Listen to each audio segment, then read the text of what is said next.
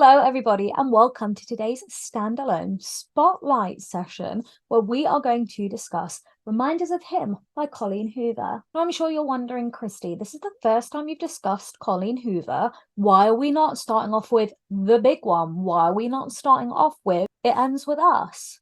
Well, first of all, It Ends With Us will not be a part of the standalone spotlight sessions because now that it has a sequel, It Ends With Us, it's clearly a duology. It's part of a series. It will have to be a series-us discussion. And for those of you who aren't aware, I set myself the goal, I can't even remember how long ago, to read every Colleen Hoover book that I came across in the wild. This basically means that if I see a Colleen Hoover book in a bookshop and it's not crazily priced, I tend to pick it up.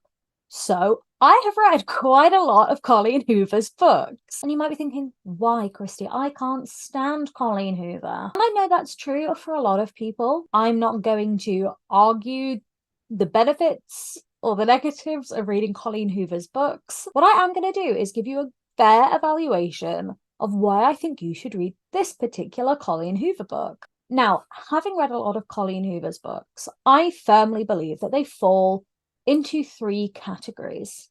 There are the meh books that generally tend to be some of her slightly older novels. There's a tendency of writing trilogies where book 2 in the trilogy is book 1, but from the male lead's perspective. They're what I consider meh Colleen Hoover books. They aren't flops, but they certainly aren't slays.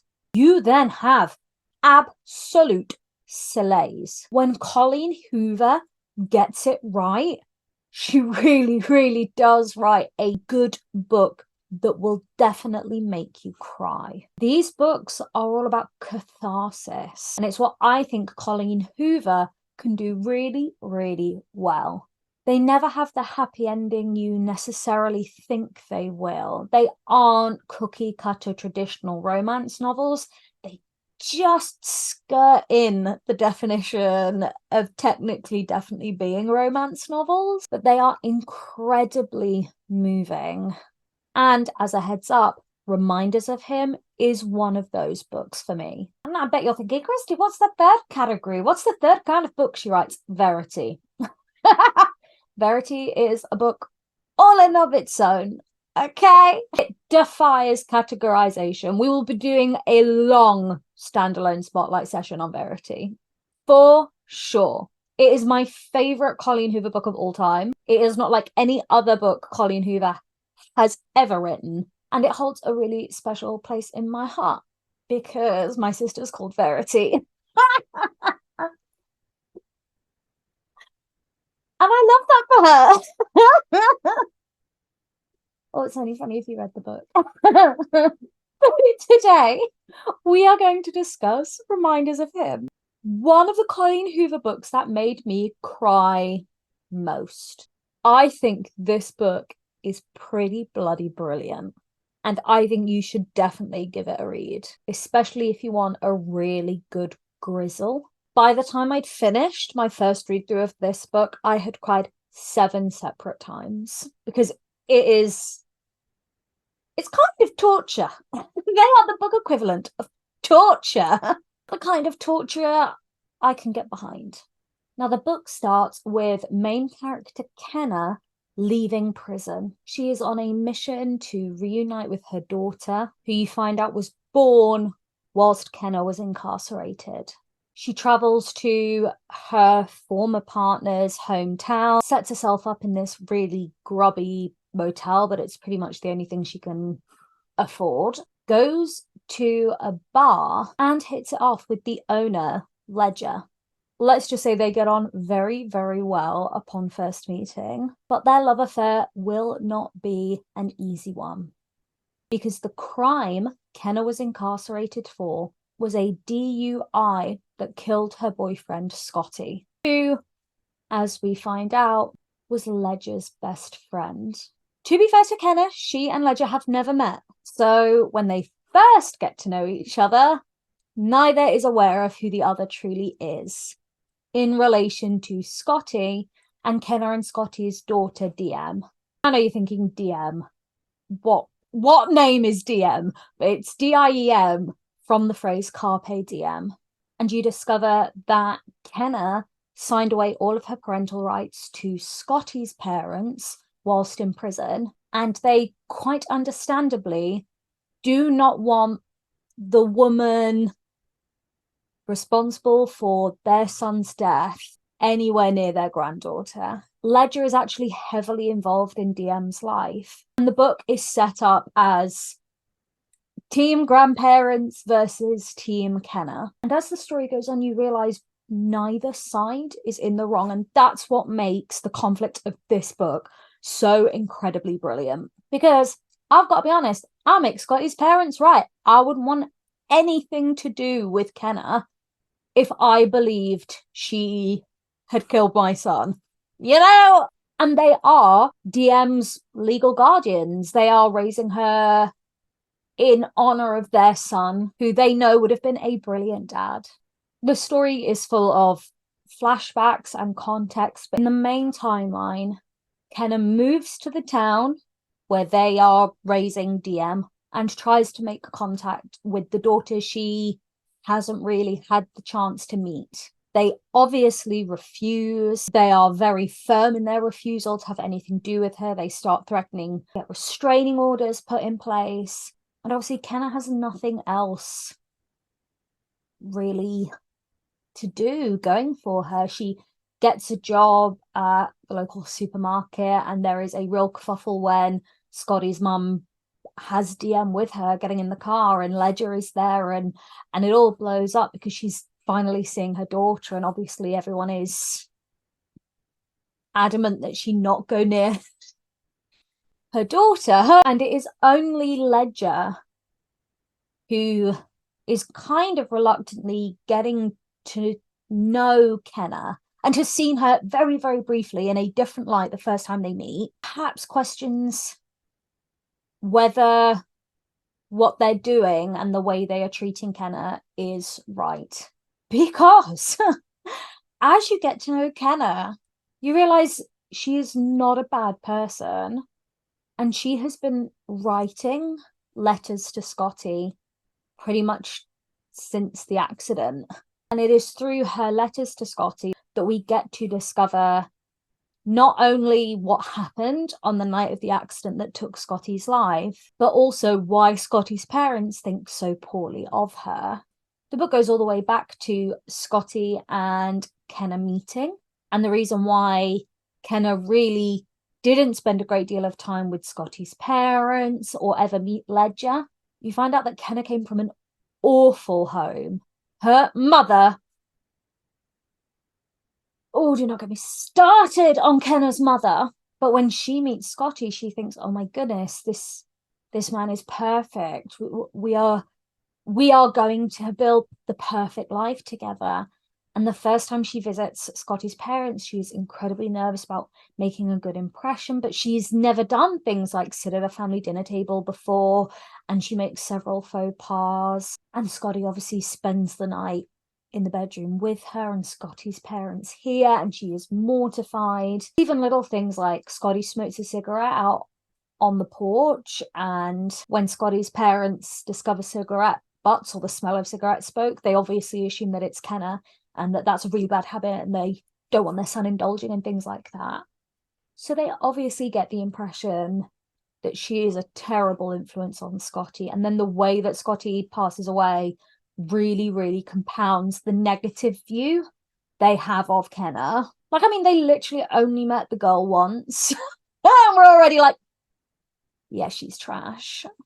And it's so sad because you read her recounting of that meeting in letter form to Scotty, and you see how excited she was and how desperate she was to make a good impression, and how upset she was that she'd made a bad impression.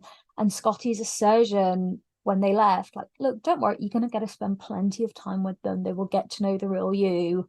And obviously that never happened. The bittersweet reflections of Scotty are juxtaposed with Kenna's current state of existence, which is so moving and bleak, guys. Kenna is a main character I really want you all to meet, because she is going through an awful lot and is very misunderstood. And as a convicted felon, everyone is making these awful assumptions about her, and none of them really know the truth. Now, she and Ledger are obviously getting to know each other, and Ledger gradually starts becoming aware of how bad Kenna's living situation is, how little desire there is within her to be doing anything other than trying to earn the opportunity to see DM again back. She really doesn't have anything going on in her life. She gets to know the other people living in the motel, and when Ledger sees the way she interacts with other people, it's really hard for him to reconcile this villainous character that he's always had in his head with the reality of this diminished form of Henna. And the awful thing is, there are moments where Ledger noticeably agrees with and sides with Scotty's parents, and that does Kenna in. The closer they get, the more heartbroken she is when Ledger agrees with them that she shouldn't be seeing DM, especially when Ledger spends so much time with DM. He's effectively already stepping in a pseudo parental capacity for this little girl in honor of his former best friend. And the climax of this book is really, really rough, because you have team grandparents effectively gunning for her. It's not just enough that they have parental rights anymore. They want a restraining order. They want her sent far, far away from DM. They don't want her to see her at all. They want her removed from DM's life and take away any chance Kenna has of getting to know her daughter. And Ledger then finally gets to read Kenna's letters, all addressed to Scotty, about the night of the accident. And you find out that this is massive spoiler alert, by the way. If you do not want the big reveal from this spoiled, and what I've told you already is enough to get you to read this book, please do, but we will push ahead with spoilers from this point on. Kenna and Scotty are out by this lake, and Scotty supplies drugs. They lay there, they get high, and he is in far worse condition than she is. So they get up, and she gets in that car knowing she should not drive it, but knowing that the other option would be him driving the car, and that would be far more dangerous. So they are driving along these roads out in the darkness. Another car comes along, and they obviously swerve and have an accident. Oh my gosh. Actually remembering it is making me well up, because obviously she wakes up and they have both been unconscious for an indeterminate amount of time.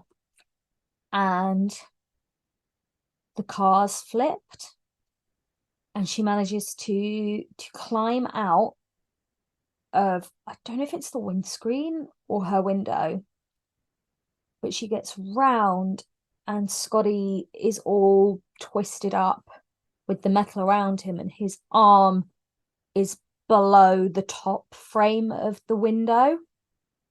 So it's below the metal top of where the window would open and close to. His arm is below that. She comes around, she takes his arm, checks for his pulse, and obviously he doesn't have one. And she stands there in the middle of the road, in the middle of nowhere.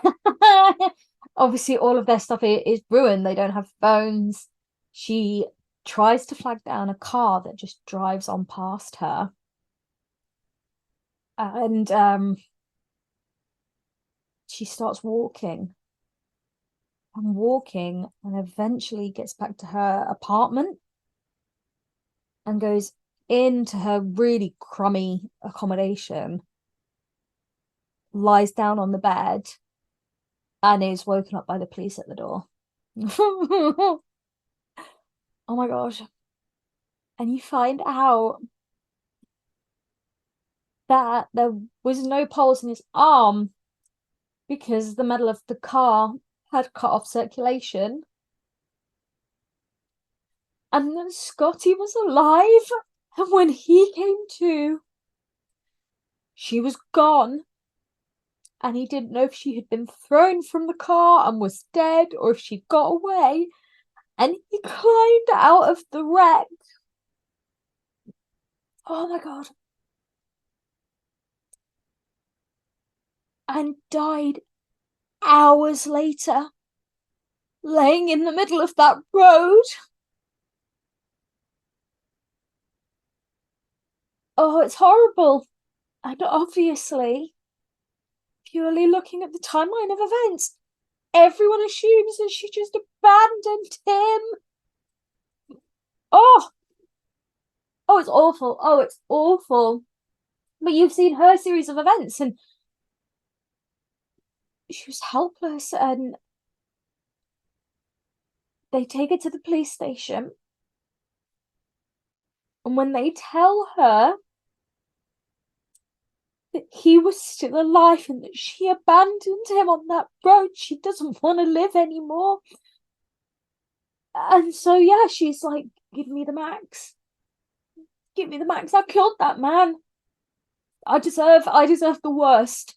Don't make any defense. And her lawyers are going, look, you were clearly traumatized. You were not in your right frame of mind. You've got a good case here. And she's like, why bother? He was the only good thing in my life, and now he's gone. What's the point? I deserve it. And so when they go through the court case, and she is just haggard and drawn, the rest of them, and Scotty's parents, and God, what a cold I'm feeling. You know, oh, they think she's evil for leaving him, and they don't obviously understand what she is going through. And so she gets like the maximum sentence that they can give her, and that's what she wants. And it's only when she is kind of on the other side of it, or that they've gone through the court case, that she finds out that she's pregnant, she's in prison, she's been convicted. And then obviously she's heartbroken all over again, because she would have had a case. Didn't think she had anything worth fighting for, and it turns out she did have something worth fighting for. It was her baby, and she would have done things differently if she had known there was a bit of Scotty still alive inside of her. Oh, 7 times I cried during the book, and I'm crying again talking about it, because it really got me. Oh, and then there's this horrible bit where she finds out she's pregnant in prison, and she rings her mum, who is just this awful POS, right? And she begs her, like, please, will you take my baby? That way when I get out, my baby will be there. She went, I've already raised you. How dare you ask for more from me? And so, to make sure that her baby doesn't go into the care system and is at least with people who will love her, she has to sign over all her rights. That's what Scotty's parents want. And so she's begging her, like, she begs her, please, like, it's you who I don't really want to have my baby, or it's them and I never get to see her again, and her mum won't do that for her, and she's so alone. And what's awful is just seeing through these letters and all the flashbacks that Scotty would be horrified at the way his family treat Kenna. He loved her. And it's just so well written. It breaks my heart, as you can imagine. This final big letter changes the way that other people view her, but really they shouldn't have needed to. She's told them again and again, and just no one believes her. No one seems to care about Kenna. She has no family, she has no friends. All she had was Scotty, and Scotty's gone. And then everyone else who loves Scotty hates her and is awful to her. And she feels like she deserves it. Like, she's the first person to say that, yeah, that I'd hate me too. I do hate me. But that little girl is the only bit of Scotty left in existence, and I can't bear to go on knowing that there's a bit of Scotty still in the world, and I have nothing to do with her. Oh, it's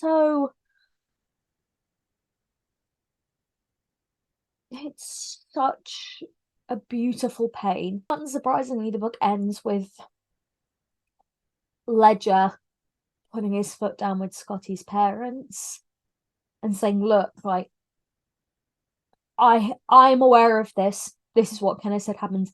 I believe her. I stand with her. You need to stop. You're treating her appallingly. I'm Scotty's best friend. That little girl looks to me like a replacement father figure. And I'm telling you now, Scotty wouldn't want this. He was my best friend, and I'm telling you, he would not want you treating Kenna this way. Book ends with Ledger and Kenna. They have the house across the road from Scotty's parents. So obviously they're this family, like, split across the road, and they're all together. And oh my god, the book ends and she's writing her final letter to Scotty. She and Ledger have their baby. And obviously they name him Scotty. Oh, the feels. Colleen Hoover, guys, and she does it good. She does it better than anyone else. And what I think makes this book and the good Colleen Hoover books as good as they are is that they're very plausible. I would see and empathize 100% with Scotty's parents in this book.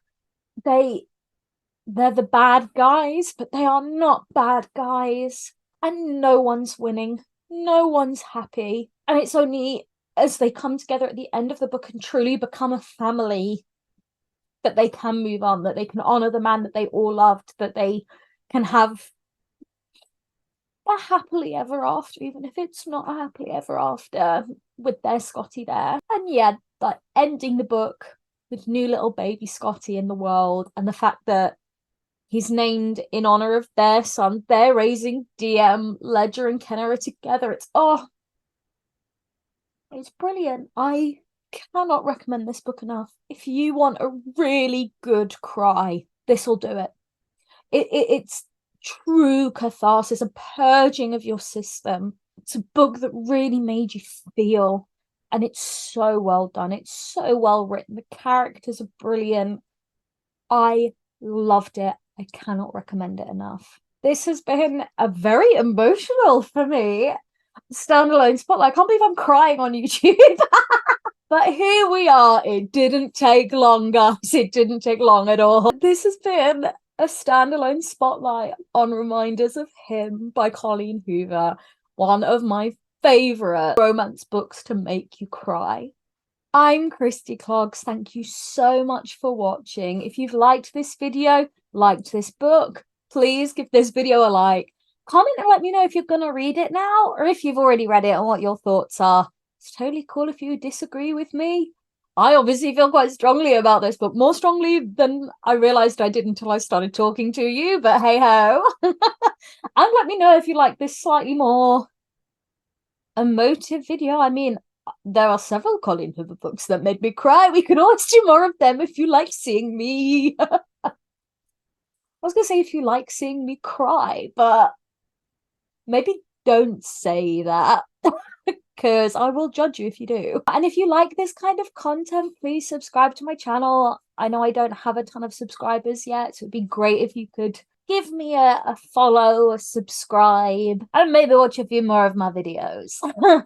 Thank you for watching this all the way through. I hope you've enjoyed it. And I'll see you later, alligators.